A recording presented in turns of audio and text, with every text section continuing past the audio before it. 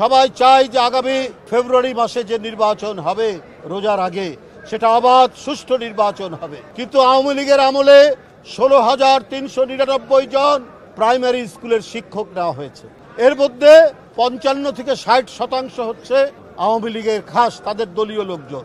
এরা যদি polling agent হয়, পোলিং অফিসার হয়, প্রিজাইডিং অফিসার হয়, তাহলে কি অবাধ সুষ্ঠু নির্বাচন হবে? মেধার প্রতিযোগিতা না করে একমাত্র তাদের ক্রাইটেরিয়া ছিল উত্তীর্ণ হওয়ার, চাকরি পাওয়ার। সে ছাত্রলীগ করে কিনা, সে যুবলীগ করে কিনা, সে আওয়ামী লীগ করে কিনা, এগুলোকে প্রশাসন থেকে ক্লিন করতে হবে। যারা নিরপেক্ষ, যারা কোনো দিকে বায়াসড নেই, তাদেরকেই পোলিং অফিসার, প্রিজাইডিং অফিসার এগুলো করা উচিত। আমরা আমাদের দৃঢ় বিশ্বাস নির্বাচন কমিশনের প্রতি, তারা এইসব বিষয়ে মনোযোগ দিয়ে যাতে অবাধ সুষ্ঠু নির্বাচন, যাতে ভোটাররা ভোট কেন্দ্রে গিয়ে তাদের পছন্দসই ব্যক্তিকে ভোট দিতে পারে, সেই কাজটি তারা করবেন।